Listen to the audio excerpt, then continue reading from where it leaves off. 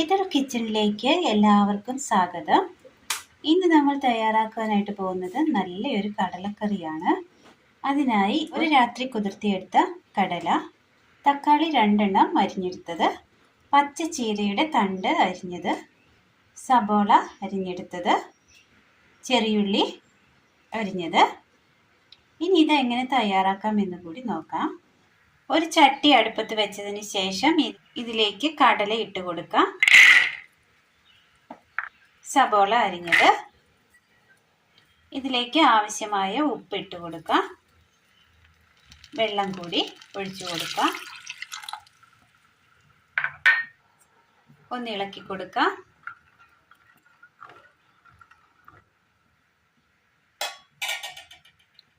ഇനി ഇതൊന്ന് മൂടി വെച്ച് വേവിച്ചെടുക്കാം. കടല വെന്ത് വരുമ്പോഴേക്കും അടുപ്പത്തൊരു പാൻ വെച്ച് കൊടുത്ത് അല്പം എണ്ണ ഒഴിച്ചു കൊടുക്കാം. എണ്ണയൊന്ന് ചൂടായി വരുന്ന സമയം ഇതിലേക്ക് ഒരു 4 വറ്റൽമുളക് ഇട്ട് കൊടുക്കാം. ഒരൽപ്പം പെരിഞ്ചീരകം, ഒരു ഏലക്ക, ഒരൽപ്പം പട്ട.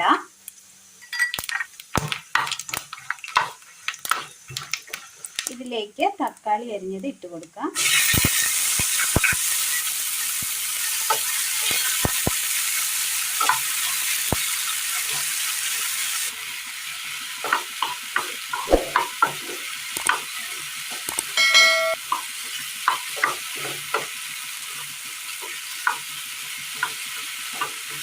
നല്ല ടേസ്റ്റിൽ തയ്യാറാക്കി എടുക്കാൻ പറ്റിയ നല്ലൊരു കറിയാണ്. എല്ലാവരും ഒന്ന് ചെയ്ത് നോക്കണം. ഇത് അപ്പം, പൂരി, ചപ്പാത്തി, ചോറ് എന്നിവയ്ക്കൊപ്പം കഴിക്കാൻ പറ്റിയ നല്ലൊരു അടിപൊളി കറിയാണ്.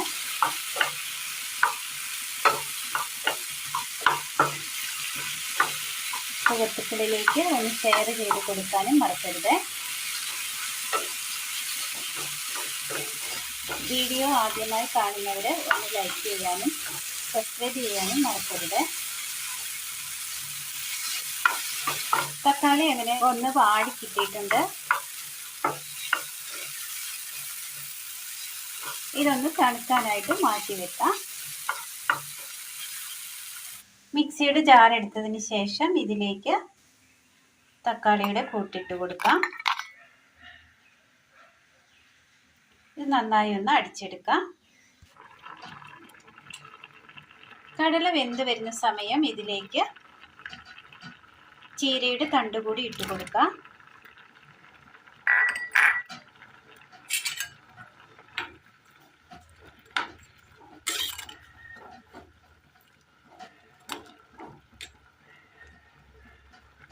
ഇതിന് നന്നായി ഒന്ന് തിളച്ച് കിട്ടണം. മൂടി വെച്ച് കൊടുക്കാം. അടുപ്പത്തൊരു പാൻ വെച്ച് കൊടുത്ത് അല്പം എണ്ണ ഒഴിച്ചു കൊടുക്കാം.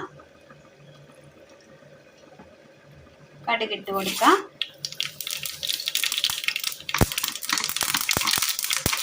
കടുക് ഒന്ന് പൊട്ടിക്കഴിയുമ്പോൾ അതിലേക്ക് ചെറിയുള്ളി ഇട്ട് കൊടുക്കാം.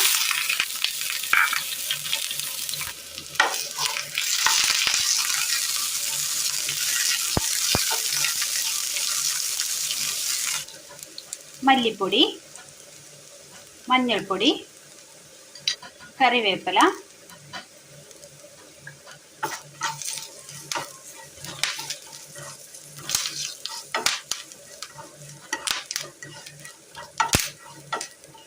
പൊടികളുടെ ആ പച്ചപ്പൊന്ന് മാറി വരുന്ന സമയം ഇതിലേക്ക് നമ്മൾ അരച്ചു കൊണ്ടുവന്ന തക്കാളിയുടെ അരപ്പ് ചേർത്ത് കൊടുക്കാം.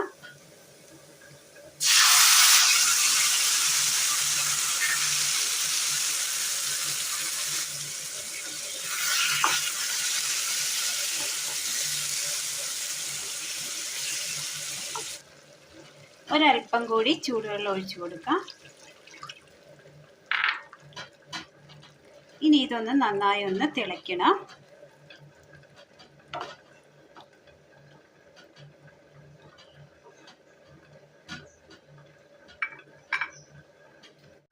അരപ്പ് അങ്ങനെ നന്നായി തിളച്ച് കിട്ടിയിട്ടുണ്ട്. ചീരത്തണ്ടിട്ട് വേകുവാനായി വെച്ച കടല വെള്ളമൊക്കെ ഒന്ന് ചെറുതായി വറ്റി ഒന്ന് വെന്ത് കിട്ടിയിട്ടുണ്ട് ചീരത്തണ്ട്. ഇതിലേക്ക് തിളപ്പിച്ച് വെച്ച അരപ്പ് ചേർത്ത് കൊടുക്കാം.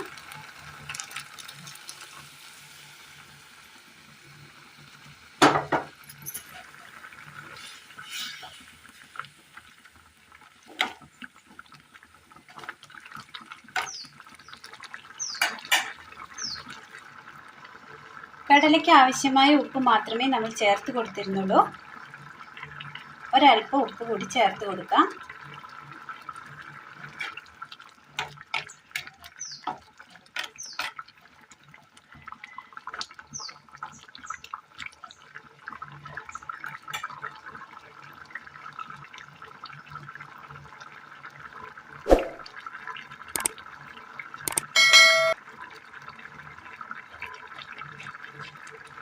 കറി നന്നായി തിളച്ച് അതിൻ്റെ എണ്ണയൊക്കെ ഒന്ന് തെളിഞ്ഞ് വന്നിട്ടുണ്ട്. നല്ല ടേസ്റ്റിയായ നല്ലൊരു കടലക്കറിയാണ്.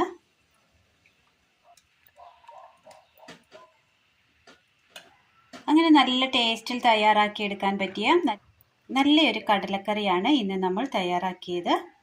എല്ലാവരും ഒന്ന് ചെയ്ത് നോക്കണം. അഭിപ്രായങ്ങൾ കമൻറ്റ് ബോക്സിൽ അറിയിക്കാൻ മറക്കരുത്.